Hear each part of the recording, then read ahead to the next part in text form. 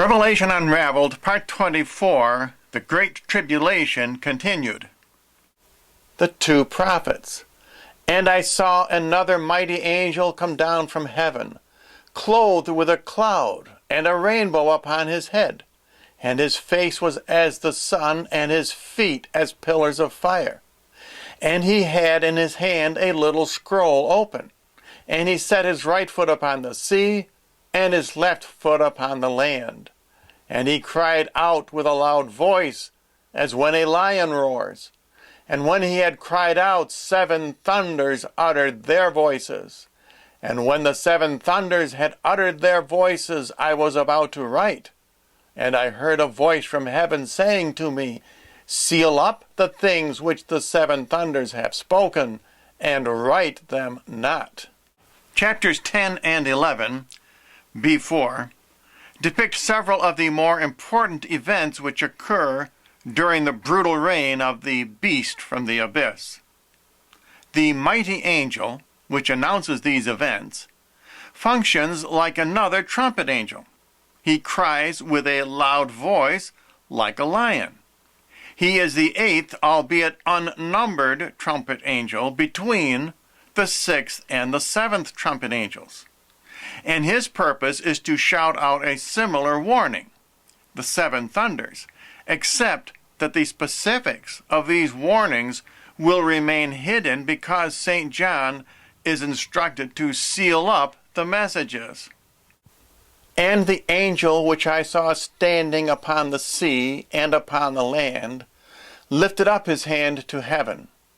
And he swore by him that lives forever and ever, who created heaven, and the things which are therein, and the earth, and the things which are therein, and the sea, and the things which are therein, that there shall be no more delay.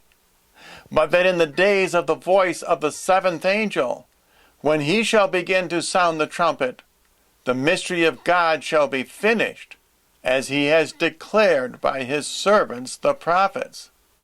The 7 hidden thunders will ultimately be revealed, not to Christians, but to followers of the Antichrist who will suffer through them. This will occur at the time of the 7th trumpet, P4, which is part of the next series of 9 events, P1 through P9. The final chastisement. How sure is the angel that there shall be no more delay? He swears by the land, sea, and air, which we immediately recognize as a perfect structural trinity, and thus a reflection of God's power.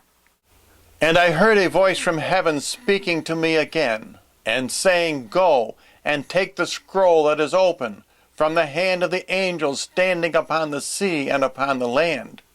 And I went to the angel, saying unto him, that he should give me the scroll. And he said to me, Take the scroll, and devour it, and it shall make your belly bitter, but in your mouth it shall be sweet as honey.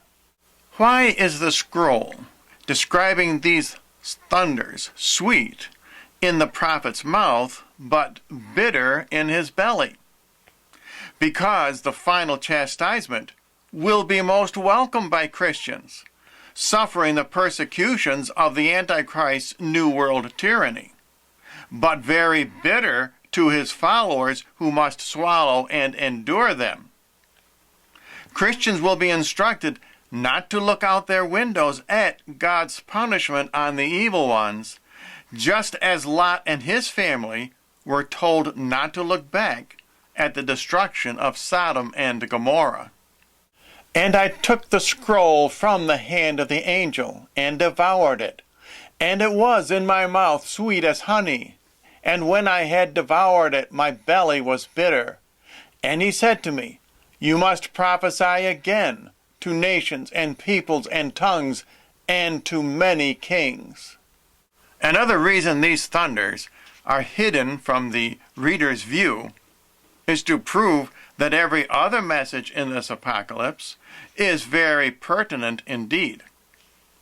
Those who say these prophecies do not relate to them are fooling themselves. God is saying if you do not really need the prophecies in Revelation, he will keep them hidden, just as the seven thunders are hidden. At this point, St. John himself believes that these public warnings are complete, but the angel tells him to continue prophesying. How important are these messages? They must be proclaimed to many nations and peoples and tongues and kings. And there was given me a reed like unto a rod, and it was said to me, Rise, and measure the temple of God, and the altar, and them that adore in it. But the court which is without the temple, cast out and measure it not, because it is given to the Gentiles, and the holy city they shall tread under foot 42 months. Next, St. John is told to measure the temple of God, but not the external court. This indicates schism. The true faithful remnant Christians will be those who worship at the altar, while all the external institutions of the Catholic Church, hospitals, schools, universities, orphanages, seminaries, convents, monasteries, houses of worship, etc., will be taken over by the Antichrist, a trend which we are beginning to see already. Any Catholic hospital or university which dispenses contraceptives or hires abortionists have already capitulated to the enemy. And I will give to my 2 witnesses, and they shall prophesy 1,260 days, clothed in sackcloth. These are the 2 olive trees, and the 2 candlesticks, standing before the Lord of the earth. And if any man would hurt them, fire shall come out of their mouths, and shall devour their enemies. And if any man should hurt them, in this manner must he be killed.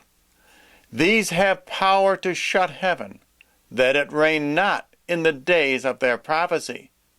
And they have power over waters to turn them into blood, and to strike the earth with all plagues as often as they will. And when they have finished their testimony, the beast that ascends out of the abyss shall make war against them, and shall overcome them, and kill them. Contrary to popular exegesis, the 2 prophets are not slain by the Antichrist, but rather by the New World tyranny, the beast from the abyss. Since they prophesy in Jerusalem, the Israeli government may not be at all pleased with their activities. In the past section, St. John notes that 144,000 Jews are converted to Christ. Since they are Jewish themselves, Enoch and Elias will be very effective proselytizers. And their bodies shall lie in the streets of the great city, which spiritually is called Sodom and Egypt, where also their Lord was crucified. And they of the tribes and peoples and tongues and nations shall see their bodies for 3 days and a half, and shall not suffer their bodies to be laid in sepulchres. And the inhabitants of the earth shall rejoice over them, and make merry, and shall send presents one to another, because these 2 prophets tormented them that dwelled upon the earth.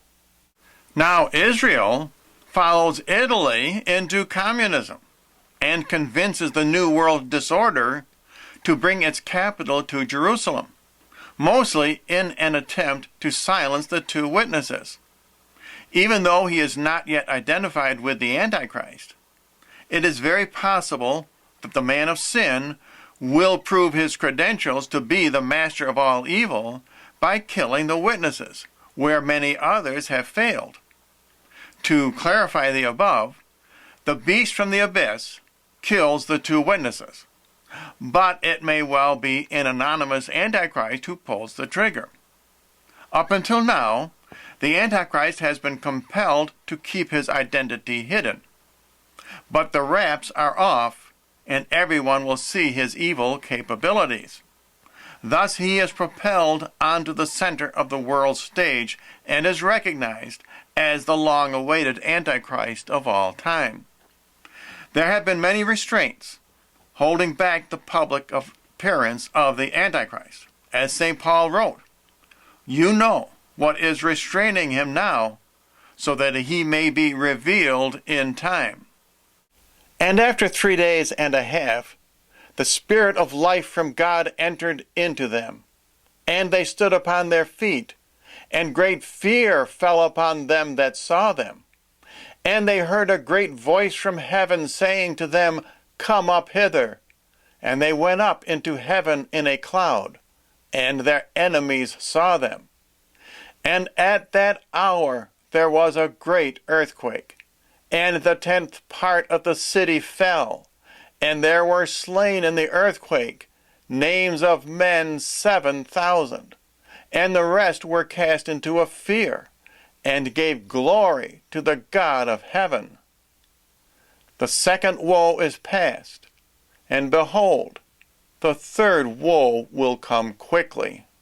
The 2 witnesses before also seem to indicate that the Pope and his hierarchy and all clergy will apostatize, or be martyred, or taken into hiding, because God will need to rely almost exclusively on the 2 witnesses as the last resort to reach his children. Since they prophesy 1260 days, that means they will survive until near the halfway point of the tribulation, which is also the beginning of the Antichrist's reign.